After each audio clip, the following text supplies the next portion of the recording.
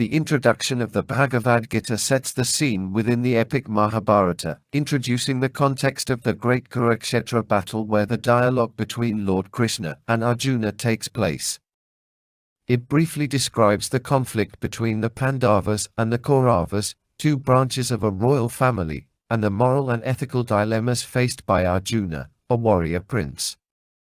The introduction outlines Arjuna's emotional struggles and his refusal to fight in the battle due to his inner turmoil about killing his own relatives and mentors.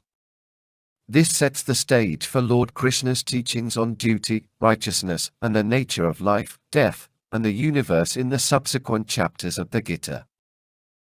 Chapter 1 of the Bhagavad Gita, a revered ancient Indian scripture, sets the stage for the philosophical discourse between Lord Krishna and Arjuna on the battlefield of Kurukshetra.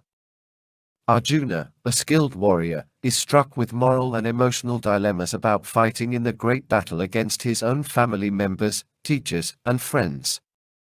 Overwhelmed by compassion and confusion, he seeks guidance from Krishna, his charioteer. The chapter highlights Arjuna's inner turmoil, his doubts about righteousness, and his reluctance to engage in the battle. This chapter lays the foundation for the teachings of Lord Krishna on topics such as duty, righteousness, and the nature of life and death. These are all the 47 verses from chapter 1 directly translated. Dhritarashtra said, "What did the sons of Pandu and also my people do when, desirous to fight, they assembled together on the holy plain of Kurukshetra, O Sanjaya?" Sanjaya said, "Having seen the army of the Pandavas drawn up in battle array, King Duryodhana then approached his teacher, Drona, and spoke these words. Behold, O teacher! This mighty army of the sons of Pandu, arrayed by the son of Drupada, thy wise disciple.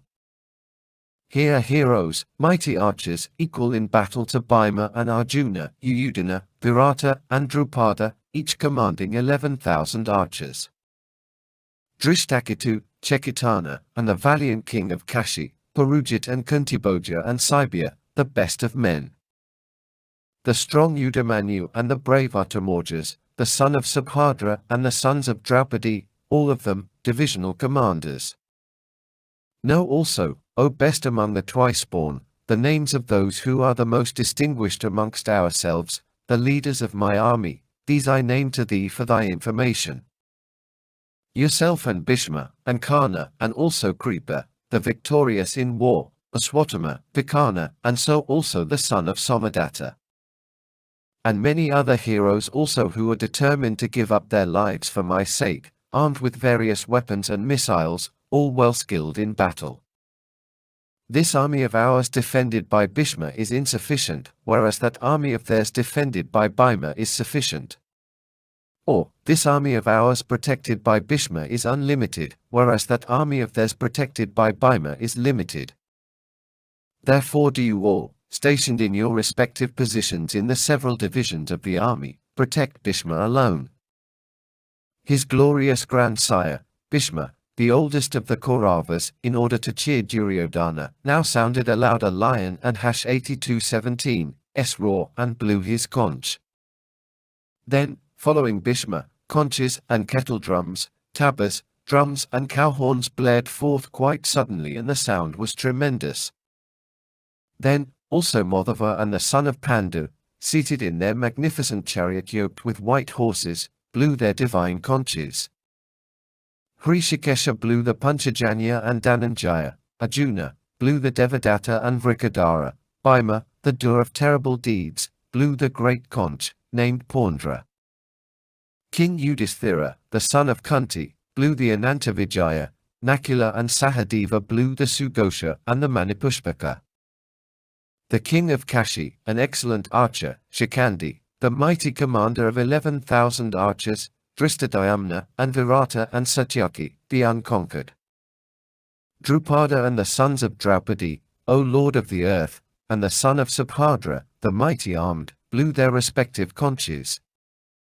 That tumultuous sound rent the hearts of the people of Dhritarashtra's party and made both heaven and earth reverberate.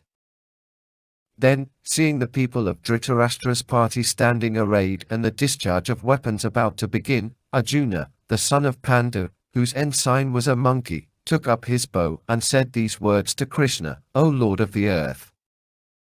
Arjuna said, "In the midst of the two armies, place my chariot, O Achyuta, that I may behold those who stand here desirous of fighting, and, on the eve of this battle, let me know with whom I must fight.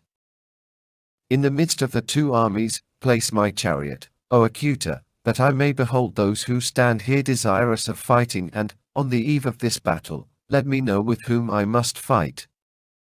For I desire to observe those who are assembled here for the fight, wishing to please in battle, the evil-minded sons of Dhritarashtra." Sanjaya said, thus addressed by Gudakesha, "O Bharata, Hrishikesha, having stationed the best of chariots between the two armies, in front of Bhishma and Drona and all the rulers of the earth, he said, O Partha, behold these Kurus gathered together." Then Partha saw stationed therein both the armies, fathers, grandfathers, teachers, maternal uncles, brothers, sons, grandsons, and friends too. He saw fathers-in-law and friends also in both the armies. Then the son of Kunti, seeing all these kinsmen thus standing arrayed, spoke thus sorrowfully, filled with deep pity. Arjuna said, "Seeing these my kinsmen, O Krishna, arrayed, eager to fight, my limbs fail and my mouth is parched, my body quivers and my hair stands on end. The Gandiva bow slips from my hand, and my skin burns all over. I am also unable to stand, and my mind is whirling round, as it were. And I see adverse omens, O Keshava. Nor do I see any good in killing my kinsmen in battle. For I desire not victory, O Krishna, nor kingdom, nor pleasures. Of what avail is dominion to us, O Govinda? Of what avail are pleasures or even life itself? They for whose sake we desire kingdom, enjoyment and pleasures stand here in battle, having renounced life and wealth. Teachers, fathers, sons and also grandfathers, maternal uncles, fathers-in-law, grandsons, brothers-in-law and other relatives. These I do not wish to kill, though they kill me, O Madhusudana, even for the sake of dominion over the three worlds, how much less for the sake of the earth. Killing these sons of Dhritarashtra, what pleasure can be ours, O Janardana? Sin alone will be our gain by killing these felons. Therefore we shall not kill the sons of Dhritarashtra, our relatives, for how can we be happy by killing our own people, O Madhava? Though these, with their intelligence clouded by greed, see no evil in the destruction of the families in the society, and no sin in their cruelty to friends. Why should not we, who clearly see evil in the destruction of the family units, learn to turn away from this sin, O Janardana? In the destruction of a family, the immemorial religious rights of that family perish. On the destruction of spirituality, impiety overcomes the whole family. By the prevalence of impiety, O Krishna, the women of the family become corrupt, and women being corrupted, O descendant of the Vrishni clan, there arises intermingling of castes. Confusion of castes leads the slayer of the family to hell, for their forefathers fall, deprived of the offerings of pinda, rice ball, and water, libations. By these evil deeds of the destroyers of the family, which cause confusion of castes, the eternal religious rights of the caste and the family are destroyed. We have heard, O Janardana, that it is inevitable for those men, in whose families the religious practices have been destroyed, to dwell in hell for an unknown period of time. Alas! We are involved in a great sin, in that we are prepared to kill our kinsmen, from greed for the pleasures of the kingdom. If the sons of Dhritarashtra, weapons in hand, slay me in battle, unresisting and unarmed, that would be better for me. Sanjaya said, having thus spoken in the midst of the battlefield, Arjuna sat down on the seat of the chariot, casting away his bow and arrow, with a mind distressed with sorrow.